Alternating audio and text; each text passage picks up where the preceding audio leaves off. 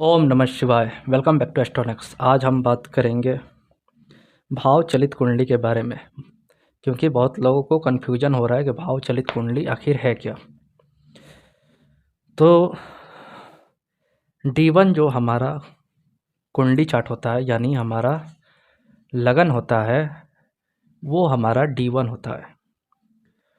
और जो सॉफ्टवेयर में भाव चलित कुंडली लिखा हुआ मिलेगा आपको, कोई भी सॉफ्टवेयर हो, उसमें जो भाव चलित चार्ट जो होता है वही हमारा भाव चलित कुंडली है। पर उसमें आप जब चेक करते हैं अपनी कुंडली को, तो बहुत सारे ग्रह कभी कभी आगे पीछे हो जाते हैं, तो कन्फ्यूजन हो जाता है कि ये कौन सी कुंडली हो गई, जबकि वो D1 की ही कुंडली है। लेकिन उस समय और उससे दौरान जो ग्रह थे वो कहीं ना कहीं अपने भाव बदले हुए थे। वो कहीं ना कहीं पूरी तरह से आगे जिस भाव में दिख रहे हैं उस भाव में नहीं पहुंच पाए थे, या फिर जिस भाव में थे वो वक्री होने के कारण पिछले भाव में आ गए हों, या फिर वो आगे बढ़ा ही ना हो। तो ये जो कन्फ्यूजन है उसी को लेकर मैं ये वीडियो बना रहा हूँ, क्योंकि आप जब भी अपना चार्ट देखते हैं और जब आपको लगता है कि यहाँ गलत हो रहा है, ये तो आगे वाले भाव के बारे में ज़्यादा जानकारी दे रहा है, पीछे वाले भाव के बारे में वैसा रिजल्ट मुझको नहीं मिल पा रहा है, तो वहाँ पर आप कंफ्यूज हो जाते हैं, फंस जाते हैं। फिर आपको लगता है कि मेरे को कुंडली अभी और सीखनी चाहिए। जबकि आपको जब भी प्रेडिक्शन करना हो या खुद का चार्ट देखना हो, तो सबसे आगे भाव चलित कुंडली को पकड़ें। केपी चार्ट इसीलिए ज़्यादा सक्सेस है क्योंकि वो केपी नारायण भाव चलित जो चार्ट होती है उसको लेके चलता है, और वो जो भाव में ग्रह घसक गया उसका भी नंबर नोट करके और फिर आपको रिजल्ट बताता है। तो कहीं ना कहीं केपी में आपको भाव चलित देखना नहीं भी आता है, तो आप नंबरिंग के द्वारा आप उस भाव को भी काउंट कर लेते हैं। पर जब आप पराशरी में हैं या नाड़ी ज्योतिष में हैं, तो आपको वो भाव चलित कुंडली देख के प्रेडिक्शन करेंगे, तो आपको वो पता चलेगा कि वो भाव, वो कुंडली, वो जो आप देख रहे हैं वो क्या कनेक्शन बना पा रहा है, क्या वो एक दूसरे से टच हो पा रहे हैं, क्या वो जो ग्रह है वो पिछले भाव में है या आगे वाले भाव में चला गया है। तो ये भाव चलित कुंडली होती है, और इसको हम लोग अपने चार्ट को एक्यूरेट करने के लिए, एक्यूरेट प्रेडिक्शन देने के लिए क्लाइंट को हम लोग भाव चलित को देख के चलते हैं। क्योंकि यदि आपने भाव चलित को नहीं देखा, तो कहीं ना कहीं वो जो जातक का जो ग्रह है वो उस भाव का रिजल्ट जहाँ का दे रहा है आपने उसको चेक नहीं किया, और फिर आपको दशा अंतर दशा में आप कंफ्यूज हो जाएंगे कि इसका ये प्रॉब्लम नहीं आया, या इसमें ये क्यों ये उन्नति कर रहा है, या क्यों ये अचानक एस्ट्रोलॉजी में आ गया, क्यों इसको डिप्रेशन और टेंशन हो रही है। जैसे कि मैं एक एग्जांपल लेता हूँ। मेरे एक क्लाइंट का जुपिटर 8 में है और एक क्लाइंट का जुपिटर 8 ही में है, मतलब दोनों को ही का है। और दोनों का मैंने जब बताया तो दोनों का जो भाव चलित कुंडली मैंने देखा था, वो तो खुद से बोल रहे थे कि मेरा अष्टम है। ठीक है, भाव चलित कुंडली में यदि ग्रह जिस भाव में है, जिस राशि में है, तो वो राशि लेके ही बैठेगा।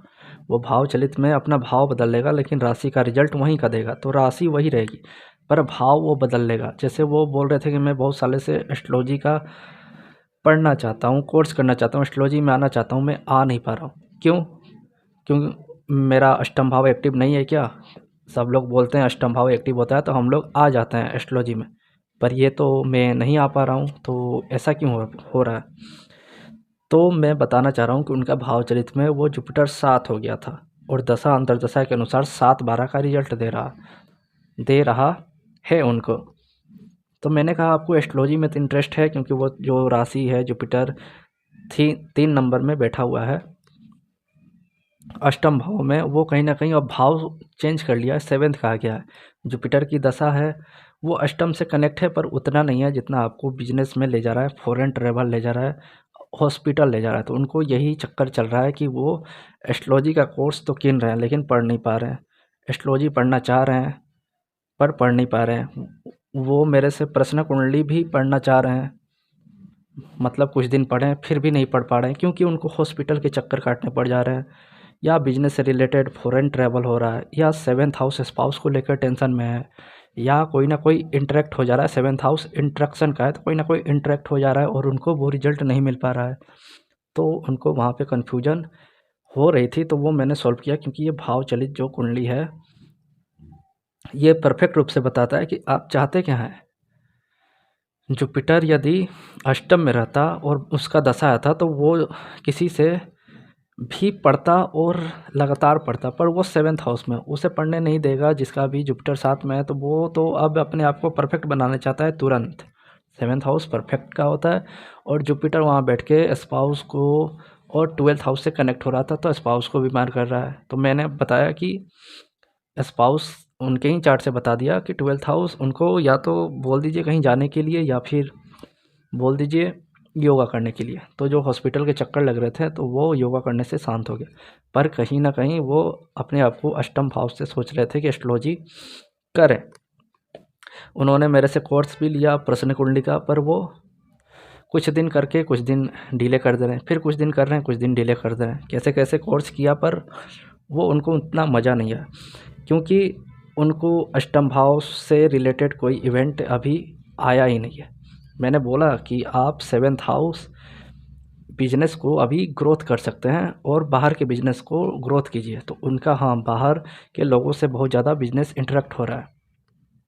और जिस दिन अष्टम भाव एक्टिव होगा उस दिन आप मेरे से खुद ही और ज़्यादा पढ़ना चाहेंगे। वैसे तो वो फ़िलहाल पढ़ चुके हैं, लेकिन और ज़्यादा उनको पढ़ने का मन करने लगेगा। तो ये था एक चार्ट। दूसरे चार्ट में है कि उनका भी अष्टम है और वो सेवन्थ का रिजल्ट दे रहा है। तो मैंने रेमेडी कराया था, लाल किताब का एक रेमेडी है, जुपिटर 8वां भाव होता है शमशान का, जुपिटर हो गया। वो को सिक्का या पैसा जुपिटर से भी देखते हैं। तो एक का सिक्का यदि आप गिराते हैं तो वो सेकंड हाउस को मतलब वो एक्टिव करेगा और आपको जो प्रोग्रेस हो रहा है उसमें प्रोग्रेस दिलाएगा, पर उनको फ़ायदा नहीं हो रहा था। जबकि मैंने चार्ट देखा था उस समय उनको बताया था आपका भाव चलित में ग्रह घसक गया है। फिर वो बहुत दिन बाद मिले तो वो बोले जुपिटर 8 है मेरा, मेरे को भी कुछ बताइए, क्योंकि मैं फेसबुक ग्रुप में कुछ ना कुछ डालता रहता हूँ। तो वो बोले मैं भी ये रेमेडी कर सकता हूँ, तो मेरे को ध्यान पे नहीं था, मैंने बोल दिया हाँ कर लीजिए। लेकिन बाद में पता चला उनका तो जुपिटर 7 में, उनको वो रेमेडी भी काम नहीं की। तो लाल किताब इसीलिए बोलता है कि आपको वो रेमेडी भी काम नहीं करेगा यदि आप चेक करके रेमेडी भाव चलित से चेक करके नहीं देते, तो वो रेमेडी भी आपके काम नहीं आने वाली। तो भाव चलित का यहाँ ये भी इम्पोर्टेंस है कि आपको ना रेमेडी काम करेगा ना वो दशा काम करेगी मैच करते हुए। फिर आप कंफ्यूज रहेंगे कि ये तो या तो एस्ट्रोलॉजी गलत है या मेरे को समझ में नहीं आ रहा। एस्ट्रोलॉजी सही है, उसको आप डीप में जाके समझिए, क्योंकि ये जो भाव चलित आखिर क्यों नारायण भाव चलित को शो करता है कुंडली, आखिर उसकी ज़रूरत क्या थी। D1 के बाद भाव चलित को ही लोग क्यों ज़्यादा देखते हैं। D9 से पहले जो अच्छा एस्ट्रोलॉजर होगा वो भाव चलित को देखेगा। आखिर इसका ग्रह रिजल्ट दे कहाँ रहा है, वो D1 से अच्छा रिजल्ट दे देगा भाव चलित को देखकर। D9 पे जाने की उसकी ज्योति नहीं है। तो ये था भाव चलित से संबंधित जो मैंने आपको समझाया। तो ये रेमेडी भी हो या फिर आपका जो मतलब दशा का जो इवेंट होने वाला है, वो दोनों भाव चलित से कहीं ना कहीं जुड़ के इवेंट देने वाला है, था या है, वो आपको नहीं दे पाएगा यदि वो खसक गया हो भाव चलित में। तो भाव चलित इसीलिए मैं लेके चलता हूँ, जितने भी मैं लाल किताब या किसी भी सूत्र को बताता हूँ वो मैच तभी करेंगे जब वो भाव चलित में वो उसी घर में हो। मान लीजिए कि किसी का घसक जाता है, बहुत लोग बोलेंगे कि मेरा राहु 4th केतु 10th है, पर मेरे को तो घर में मन लगता है। तो राहु 4th और केतु 10th, और वो बंदा बोल रहा है कि मेरा प्रोफेशन भी ठीक है चल रहा है, तो वो भाव चलित देख ले, कहीं हो सकता है 5-11 चला गया हो या 3rd या 9th में चला गया हो। क्योंकि राहु 4th में हो और केतु 10th में हो तो प्रोफेशन को वो 3 टाइम रुकावट डालता है, आपको प्रोफेशन होने नहीं देगा जब तक आप गवर्नमेंट जॉब में नहीं जाते हैं। और राहु 4th घर में हो सकता है आपको कंफर्ट मतलब जोन में रहते हों, लेकिन मन नहीं लगता होगा, भागते रहते होंगे, लेकिन वो खसक जाए तो फिर आप वहीं पे रहना चाहेंगे। तो ये भी हो सकता है। और हाँ, अच्छे ग्रहों की दृष्टि भी यहाँ पे काम आ जाती है कभी कभी। तो वो अलग बात है। लेकिन हाँ, राहु फोर्थ आपको ये घर छुड़वा सकता है, बाहर जाएंगे, बाहर के लिए अच्छा है, क्योंकि राहु अब फोर्थ हाउस में बैठ गया है। राहु होता है विदेश, और विदेश भाव फोर्थ में है, आपको मतलब विदेश में वो बोल रहा है जाए, और वहाँ पे आपका मन लगेगा। तो वो भाव चलित बता देगा कि कहीं ना कहीं घसका है या नहीं घसका है।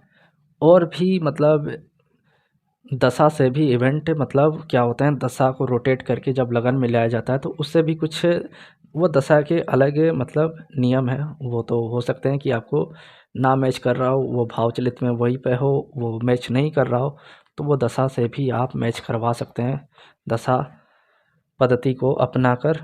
पर ये जो भाव चलित की बात है, इसको आप अपने दिमाग में एक तरह से डाल लीजिए कि यदि आपका कोई ग्रह यदि किसी स्पेशल भाव में बैठा है और भाव चलित में वो कहीं खसक के कहीं का और रिजल्ट दे रहा है, तो हाँ, जिस भाव में है उसका तो कुछ रिजल्ट आपको मिल सकता है, पर कहीं ना कहीं वो जिस भाव में खसक गया है उसका तो पूरा रिजल्ट देगा।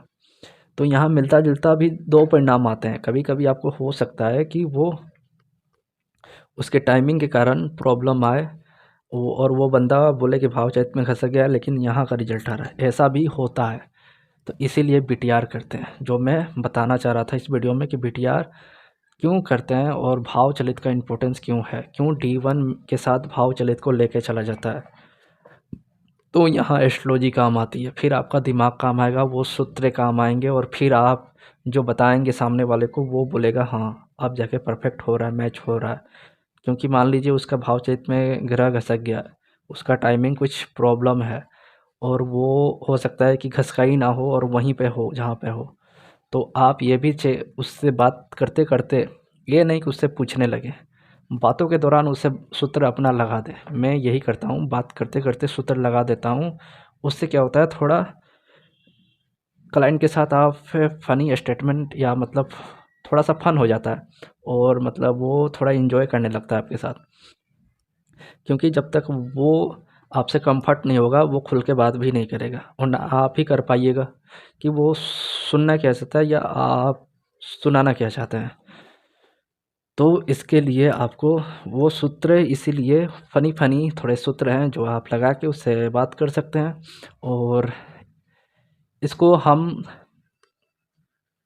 जो भाव चलित है इसको हम इम्पोर्टेंस इसीलिए ज़्यादा दे रहे हैं क्योंकि आपको कुंडली सीखना है, देखना है, तो आपको भाव चलित को बहुत ज़्यादा रिफ़र करना होगा अपने चार्ट या दूसरे के चार्ट पे, और साथ ही साथ उसको लागू करते हुए आगे बढ़ना होगा।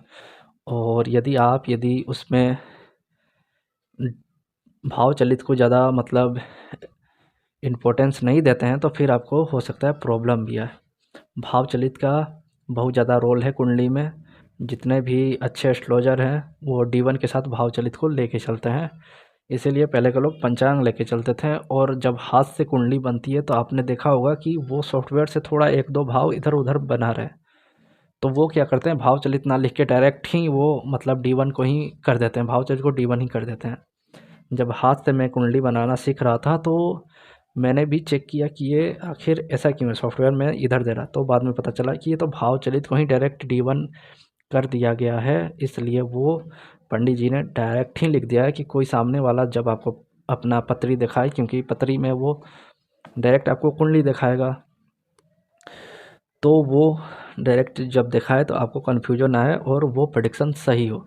तो ये कहीं ना कहीं हस्ते हाथ से बना हुआ जो कुंडली होता है वो बहुत ज़्यादा इम्पोर्टेंट हो जाता है। और मतलब उसमें यदि आप भाव चलित ऐड कर देते हैं तो ज़्यादा अच्छा है कि D1 करके भाव चलित ऐड कर ही दें, तो लोगों को भी जो मतलब एस्ट्रोलॉजी समझ में मतलब पढ़ रहे हैं, समझ रहे हैं, उनको ज़्यादा समझने में अच्छा रहेगा। तो ये थी भाव चलित पे कुछ, आगे हम कुछ और वीडियो लेकर आएंगे। और मैंने कल एक और वीडियो डाला है जो 159 और 14710 यानी केंद्र और त्रिकोण भाव को कनेक्शन करके कैसे मतलब रिजल्ट निकालते हैं, क्यों ये भाव एक दूसरे से कनेक्ट हैं, उसको भी आप ज़रूर देखें। उससे भी आपको बहुत ज़्यादा, यदि आप कुंडली देखना या पढ़ना या सीखना चाहते हैं तो आपको बहुत ज़्यादा फ़ायदा होगा, क्योंकि ये छोटे छोटे बेसिक चीज़ ही आपको बहुत ज़्यादा फ़ायदा दिलवाते हैं आगे जाकर एस्ट्रोलॉजी में। तो ये थे भाव चरित पे। नेक्स्ट हम कुछ और वीडियो लेकर आएंगे, तब तक के लिए धन्यवाद।